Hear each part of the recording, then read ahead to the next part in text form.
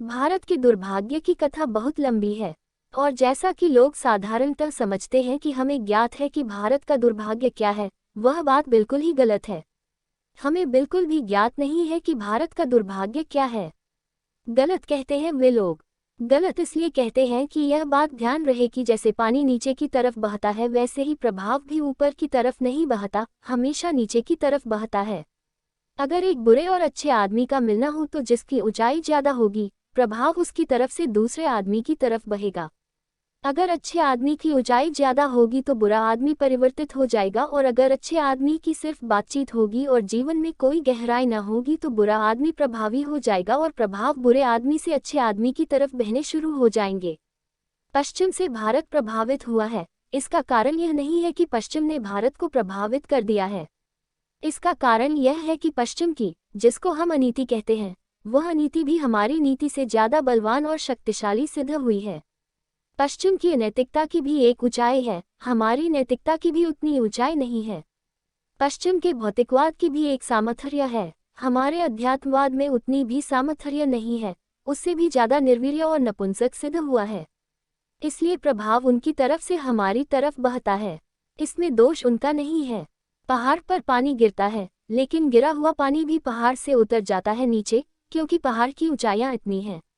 और यह हो सकता है कि एक झील में पानी भी न गिरे, एक गड्ढे में पानी भी न गिरे, लेकिन पहाड़ पर गिरा हुआ पानी बहकर थोड़ी देर में गड्ढे में भर जाएगा।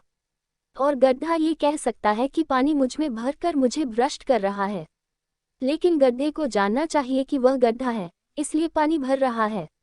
वहाँ खाली जगह है, वहाँ नीचाई है, इसलिए प्रभाव चारों तरफ से दौड़ते हैं और भर जाते हैं।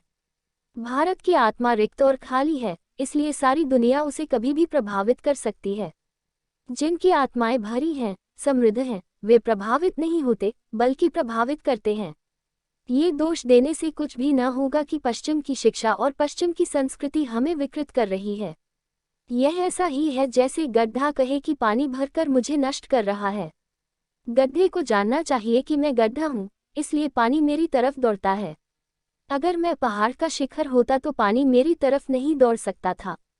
लेकिन हम गाली देकर तृप्त हो जाते हैं और सोचते हैं हमने कोई कारण खोज लिया। हम सोचते हैं हमने पश्चिम को दोष देकर कोई कारण खोज लिया। हम बिल्कुल नहीं देख पाए कि हम गड्ढे की तरह हैं, कारण वहाँ है। कुछ लोग हैं जो कहेंगे कि 1000 साल से भारत गुलाम था, इसलिए दीनहीन और दरिद्र और दुखी और पीड़ित हो गया है। वे भी गलत कहते हैं। उनकी आंखें भी बहुत गहरी नहीं है किसी देश की आत्मा को देखने के लिए। गुलामी से कोई मुल्क पतित नहीं होता, पतित होने से कोई मुल्क गुलाम हो सकता है। गुलामी से कोई कैसे पतित हो सकता है, और बिना पतित हुए कोई गुलाम कैसे हो सकता है। एक कौम को मरने की हमेशा स्वतंत्रता है, लेकिन जो लोग मरने के मुकाबले में गुलामी को चुन लेते हैं वे ही केवल गुलाम हो सकते हैं। लेकिन हम मृत्यु से इतने भयभीत लोग हैं कि हम कैसा भी दीनहीन, दलित, पैरों में पड़ा हुआ जीवन स्वीकार कर सकते हैं, लेकिन मृत्यु को वरण करने की हिम्मत हमने बहुत पहले खो दी है। हम इसलिए नहीं नीचे गिर गए हैं कि हम 1000 साल गुलाम रहे।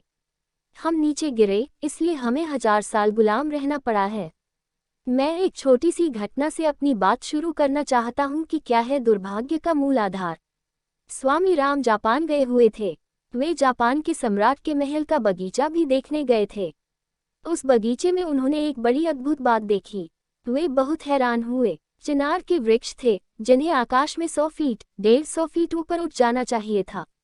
वे एक एक बीते के, एक एक बालिश्त के थे, और उनकी उम्र 150, 200 वर्ष थी। रामतीर्थ बहुत हैरान हुए कि 200 वर्षों का चिनार का वृक्ष और एक बालिश्त, एक बीते की ऊंचाई, ये कैसे संभव हो सका है। लेकिन उनकी समझ में कुछ भी नहीं आ सका। जो माली उन्हें दिखा रहा था वह हंसने लगा। उसने कहा, मालूम होता है आपको वृक्षों के संबंध में कुछ भी पता नहीं। रामतीर्थ ने कहा, मैं हैरान हूं कि यह वृक्ष 150 वर्ष का है। इसे तो आकाश छू लेना था, यह अभी एक बालिश्त का कैसे है, किस तरकीब से। उस माली ने कहा, आप वृक्ष को देखते हैं, माली जड़ों को देखता है। उसने गमले को उठाकर बताया।